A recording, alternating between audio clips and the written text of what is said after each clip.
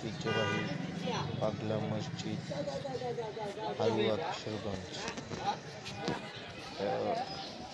আজকে এই মসজিদে জোহরের নামাজ আদায় করব, সেই জন্য এই মসজিদে আসা।